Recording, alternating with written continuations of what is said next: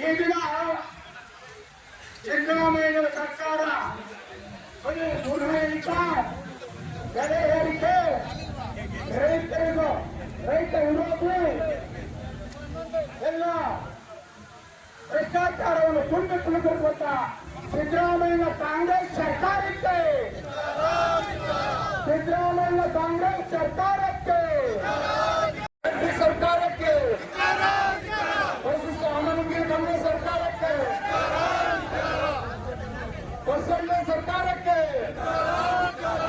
Percentage Congress ಸರ್ಕಾರಕ್ಕೆ, ಮಾಡ್ತಕ್ಕಂಥ ಕಾಂಗ್ರೆಸ್ ಸರ್ಕಾರಕ್ಕೆ, ಜನರ ಸರ್ಕಾರಕ್ಕೆ, ಬೆಳೆ ಏರಿಕೆಗಳ ಸರ್ಕಾರಕ್ಕೆ, ಬೆಳೆ ಏರಿಕೆಗಳ ಸರ್ಕಾರ ಸಿದ್ದರಾಮಯ್ಯ ಅವರಿಗೆ,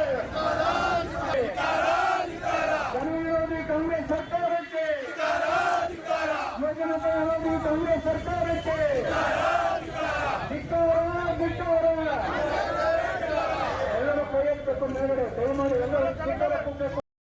ಸರ್ಕಾರಕ್ಕೆ, ರಾಷ್ಟ್ರ ವಿರೋಧಿ ಸರ್ಕಾರಕ್ಕೆ, ಮಹಿಳಾ ವಿರೋಧಿ ಸರ್ಕಾರಕ್ಕೆ ಬೇಕೇ ಬೇಕು, ಬೇಕೇ ಬೇಕು. ಸಂಸದ ಸರ್ಕಾರಕ್ಕೆ, ಸರ್ಕಾರಕ್ಕೆ ತೋರಿಸ್ತಾ ಇದ್ರು ಎಲ್ಲ ಚಾನಲ್ ಅಲ್ಲೂ ಸಹ. ನಾವೇ ಹೋಗಿ ಮಲ್ಕೊಂಡು ಒಂದೊಂದು ಎಷ್ಟು ಆಳ ಇದೆ ಅಂತೇಳಿ, ಇವತ್ತೇನಾದರೂ ಮತ್ತೆ ಮಳೆಗಾಲ ಬರ್ತಾ ಇದೆ, ಅವತ್ತೇ ಅಲ್ಲೇನಾದರೂ ನೀರು ತುಂಬಿಕೊಂಡ್ರೆ ರಸ್ತೆ ಯಾವುದು, ಗುಂಡಿ ಯಾವುದಿದೆ ಅಂತ ಗೊತ್ತಾಗ್ತಿರತಕ್ಕಂಥ ಪರಿಸ್ಥಿತಿಯಲ್ಲಿ ಇವತ್ತು ನಾವು ಬೆಂಗಳೂರು ನಗರದ ರಸ್ತೆಗಳನ್ನ ನೋಡ್ತಾ ಇದ್ದೀರಿ. ಇದೊಂದೇ ಅಲ್ಲ, ಇಡೀ ರಾಜ್ಯದ ಉದ್ದಗಲಕ್ಕೂ ಸಹ ಇವತ್ತು ಏನು ನಾವು ವಿರೋಧ ಪಕ್ಷದವರು ವಿರೋಧ ಮಾಡ್ತಕ್ಕಂಥದ್ದು ಬೇರೆ, ಆದರೆ ಸ್ವಪಕ್ಷದ ಶಾಸಕರು ಮಂತ್ರಿಗಳ ಆದಿಯಾಗಿ ಇವತ್ತು ಈ ಕಾಂಗ್ರೆಸ್ ಸರ್ಕಾರದ ವಿರುದ್ಧ ರೊಚ್ಚಿಗೆದ್ದು ಬೀದಿಯಲ್ಲಿ ಮಾತನಾಡ್ತಾ ಇದ್ದಾರೆ. ಅವರಿಗೆ ಈ ಸರ್ಕಾರದ ವಿರುದ್ಧ ವಿಶ್ವಾಸ ಇಲ್ಲ ಅಂತೇಳಿ ಸ್ವಪಕ್ಷದ ಶಾಸಕರೇ ಆರೋಪನ ಮಾಡ್ತಾ ಇದ್ದಾರೆ. ಇವತ್ತು ಹೈಕಮಾಂಡ್ ವೀಕ್ಷಕರನ್ನ ಕಳಿಸಿದ್ದಾರೆ. ಇವತ್ತು ನವದೆಹಲಿಯಿಂದ ಬಂದು ಇಲ್ಲಿ ಬೆಂಗಳೂರಲ್ಲಿ ಬಂದು 2 ದಿವಸದಿಂದ ಅವರೇನು ಇವತ್ತು ಶಾಸಕರ ಹತ್ರ ಮಾತನಾಡ್ತಾ ಇದ್ದಾರೆ.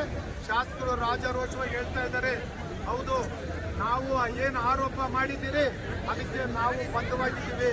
ನಾವು ಇವ್ರು ಏನೇನು ಮಾಡ್ತಾ ಇದ್ದಾರೆ, ರಾಜ್ಯ ಸರ್ಕಾರ ಇವತ್ತೇನು ಮುಖ್ಯಮಂತ್ರಿಗಳು ಆದಿಯಾಗಿ ಉಪಮುಖ್ಯಮಂತ್ರಿಗಳು ಆದಿಯಾಗಿ ಮಂತ್ರಿಗಳ ನಡವಳಿಕೆ ಯಾವ ರೀತಿ ಇದೆ ಅದನ್ನು ನಾವು ಹೈಕಮಾಂಡ್ಗೆ ಹೇಳಿದ್ದೀವಿ ಅಂತೇಳಿ ಇವತ್ತು ರಾಜಾರೋಷವಾಗಿ ಹೇಳ್ತಾ ಇದ್ದಾರೆ.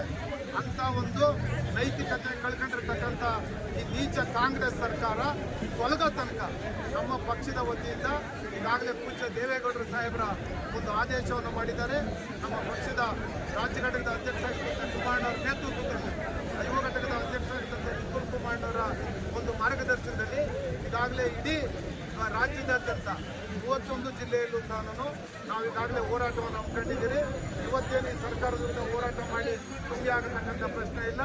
ಬೆಂಗಳೂರು ನಗರದಲ್ಲೂ 28 ವಿಧಾನಸಭಾ ಕ್ಷೇತ್ರದಲ್ಲೂ ಸಹ ಏನು ವಾರ್ಡ್ ಮಟ್ಟದ ಇವತ್ತೇನು ಬೃಹತ್ ಬೆಂಗಳೂರು ಮಹಾನಗರ ಪಾಲಿಕೆ ಇವತ್ತೇನು ವಾರ್ಡ್ ಕಚೇರಿಗಳಿದ್ದಾವೆ, ಕಚೇರಿಗಳ ಮುಂದೆ ನಿರಂತರವಾಗಿ ನಾವು ಹೋರಾಟವನ್ನು ಮಾಡಲಿದ್ದೇವೆ. ಇವತ್ತೇನು ಈ ರಾಜ್ಯ ಸರ್ಕಾರ ಭ್ರಷ್ಟಾಚಾರದಲ್ಲಿ ಮುಳುಗೋಗಿದೆ. ಜನರ ಹಿತವನ್ನು ಕಾಯಕ್ಕಾಗದೇ ಇರತಕ್ಕಂಥ ಇವತ್ತು ನೀಚ ಕಾಂಗ್ರೆಸ್ ಸರ್ಕಾರ ತೊಲಗೋ ತನಕ ನಾವು ನಿರಂತರವಾಗಿ ನಮ್ಮ ಪಕ್ಷದಿಂದ ಹೋರಾಟವನ್ನು ಮುಂದುವರಿಸ್ತೀವಿ.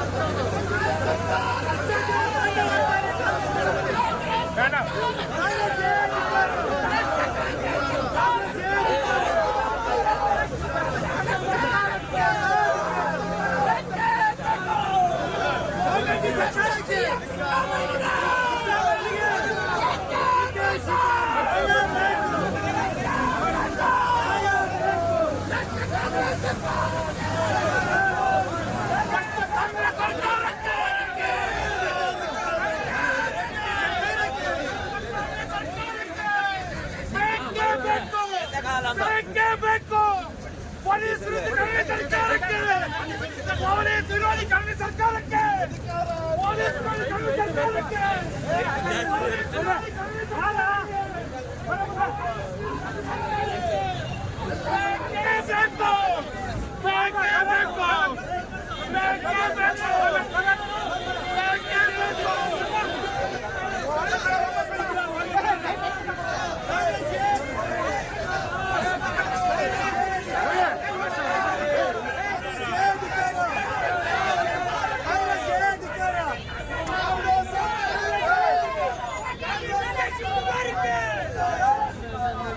क्या है करते हैं ऐसे ಓಕೆ ಹೇಳಿ ಸರ್ ಇದು ಪ್ರತಿಭಟನೆ ಯಾತಕ್ಕೆ ಅಂತ ಹೇಳಿದ್ರೆ ನಮ್ಮ ಇದು ಕಾಂಗ್ರೆಸ್ ಸರ್ಕಾರ ಇದೆಲ್ಲ ಫೇಲರ್ ಆಗಿದೆ.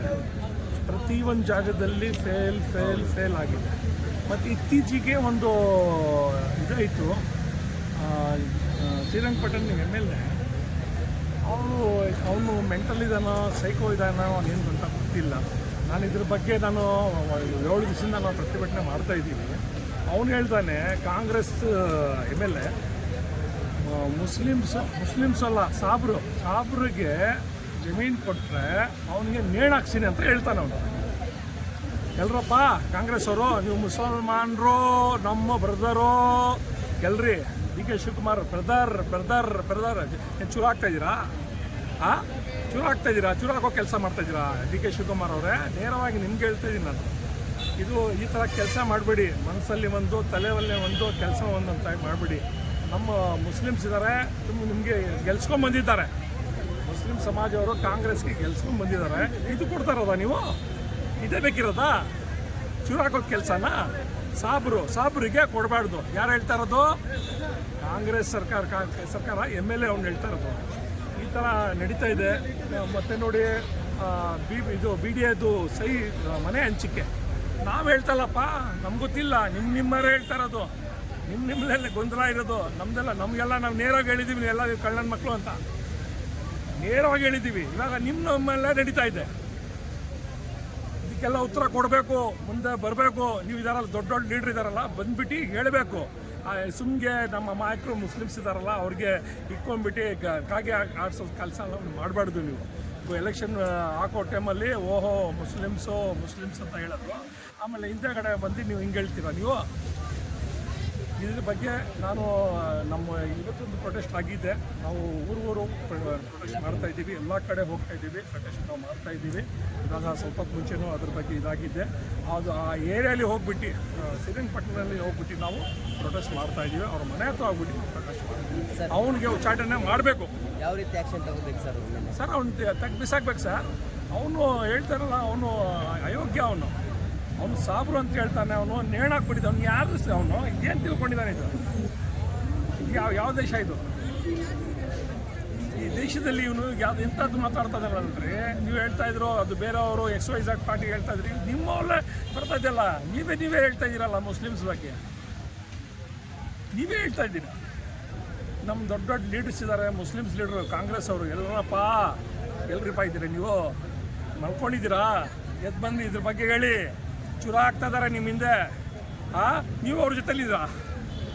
ನೀವು ಅವ್ರ ಜೊತೆ ಹೋಗ್ಬಿಟ್ಟು ನೀವು ಶ್ರೀರಂಗಪಟ್ಟಣದಲ್ಲಿ ಪ್ರಚಾರ ಮಾಡಲಿಲ್ವಾ? ಓಟ್ ಹಾಕ್ರಪ್ಪ, ನಮ್ಮ ಮುಸ್ಲಿಮ್ಸ್ ಹೆಣ್ಮಕ್ಳು ಎಲ್ಲರೂ ಓಟ್ ಹಾಕಿದ್ದಾರೆ.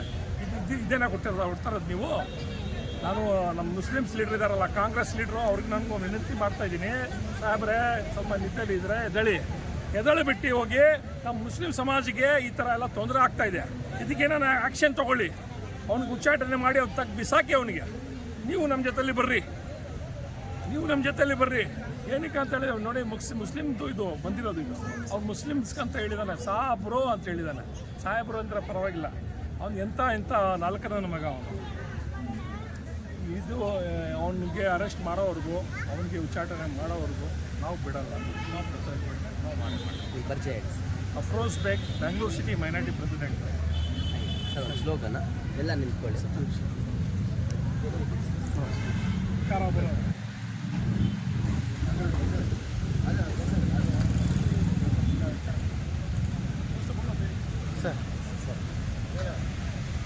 ಕಾಂಗ್ರೆಸ್ ಸರ್ಕಾರಕ್ಕೆ 420 ಕಾಂಗ್ರೆಸ್ ಸರ್ಕಾರಕ್ಕೆ 420 ಕಾಂಗ್ರೆಸ್ ಸರ್ಕಾರಕ್ಕೆ 420 ಕಾಂಗ್ರೆಸ್ ಸರ್ಕಾರಕ್ಕೆ 420 ಕಾಂಗ್ರೆಸ್ ಸರ್ಕಾರಕ್ಕೆ